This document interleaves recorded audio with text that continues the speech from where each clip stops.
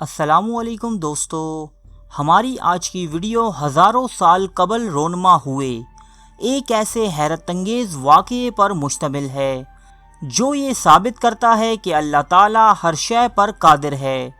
وہ جس طرح انسان کو موت سے ہمکنار کرتا ہے، اسے دوبارہ زندہ کرنا بھی اللہ پاک ہی کے اختیار میں ہے۔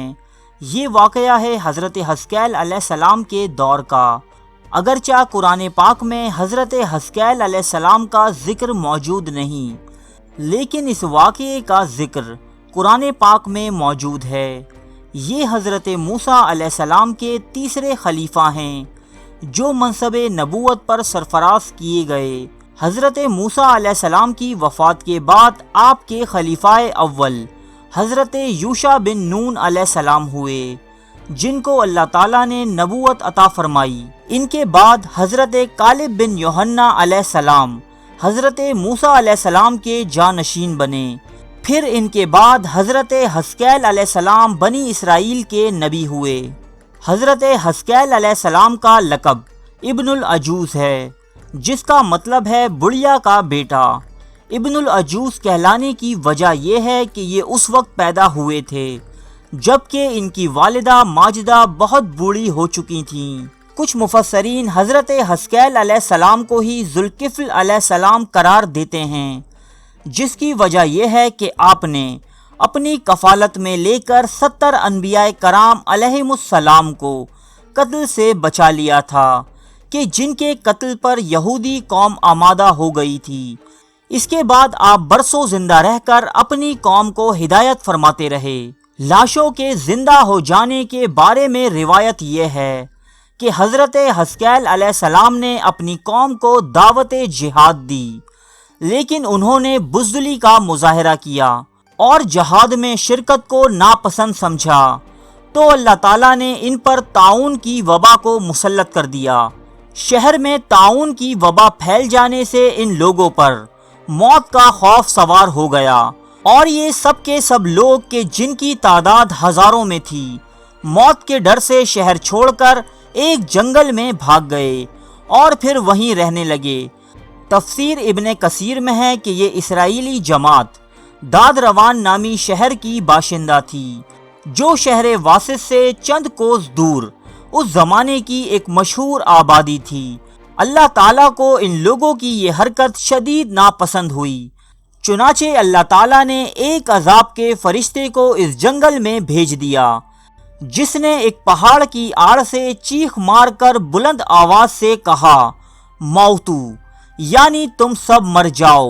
اور اس مہیب اور بھیانک چیخ کو سن کر بغیر کسی بیماری کے اچانک یہ سب کے سب مر گئے، جن کی تعداد بعض علماء کرام 70,000 بتاتے ہیں۔ ان مردوں کی تعداد اس قدر زیادہ تھی کہ لوگ ان کے کفن و دفن کا کوئی انتظام نہیں کر سکے۔ ان مردوں کی لاشیں کھلے میدان میں بے گور و کفن پڑی پڑی سڑنے لگیں اور بے انتہا تعفن اور بدبو سے پورے جنگل بلکہ اس کے اطراف میں بدبو پیدا ہو گئی۔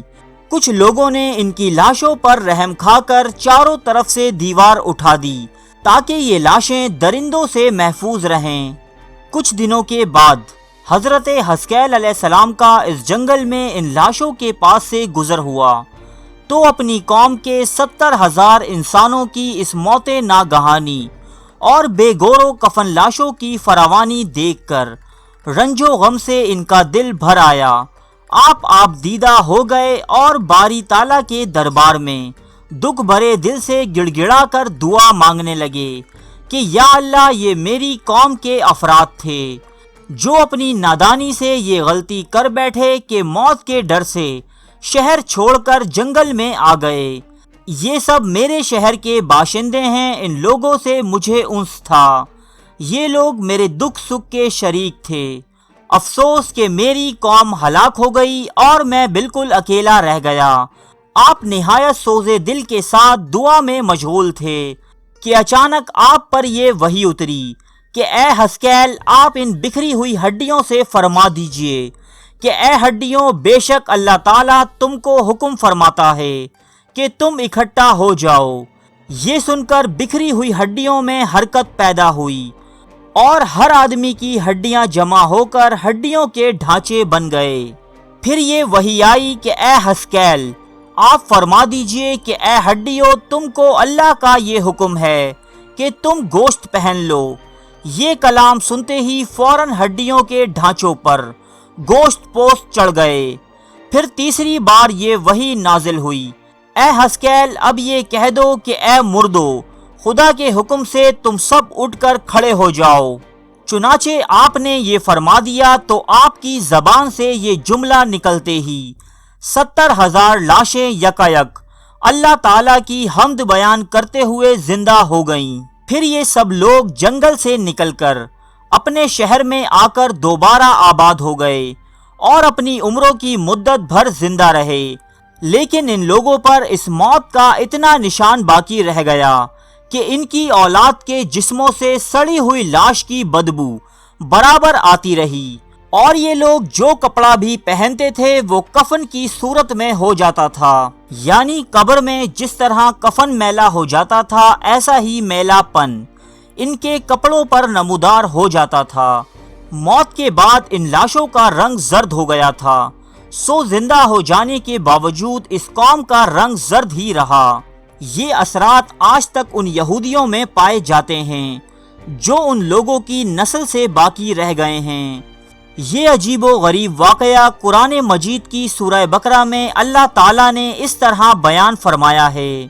ترجمہ: اے محبوب کیا تم نے نہ دیکھا تھا انہیں جو اپنے گھروں سے نکلے اور وہ ہزاروں تھے موت کے ڈر سے، تو اللہ نے ان سے فرمایا مر جاؤ، پھر انہیں زندہ فرما دیا۔ بے شک اللہ لوگوں پر فضل کرنے والا ہے، مگر اکثر لوگ ناشکرے ہیں۔ سورہ بقرہ آیت 243۔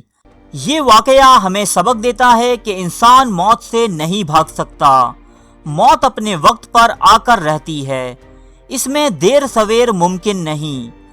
ہمارے لیے ہر حالت میں اپنے خالق و مالک کے حکم کا پابند رہنا ضروری ہے۔ السلام علیکم دوستو، آج ہمارا موضوع گفتگو ہے حضرت حزقیل علیہ السلام کے دور میں پیش آنے والا ایک واقعہ۔ اس واقعے کے بارے میں بتانے سے پہلے میں بتانا چاہتا ہوں کہ یہ واقعہ قصص القرآن اور قصص الانبیاء جیسی دونوں معتبر کتابوں میں موجود ہے، اور قصص القرآن میں یہ موجود ہے پیج نمبر دوسری جلد کی پیج نمبر 19 پر، جبکہ قصص الانبیاء میں یہ موجود ہے پیج نمبر 555 پر، جناب حزقیل علیہ السلام کا قصہ۔ ارے فرینڈز، ایک منٹ، آپ ایسے ہی جا رہے ہیں؟ اتنی محنت سے ویڈیو بنائی ہے، ایک لائک تو بنتا ہے نا؟ اور دوسرا یہ کہ آپ ہمیں اتنی بڑی دنیا میں دوبارہ کیسے ڈھونڈیں گے؟ تو اس کا حل یہ ہے کہ آپ ہمارے چینل کو سبسکرائب کر لیجئے اور اس بیل کے آئیکن کو کلک کر دیجئے۔ اس طرح ہمارے آنے والی تمام ویڈیوز آپ تک پہنچتی رہیں گی۔ ارے ڈریے مت، یہ بالکل فری ہے۔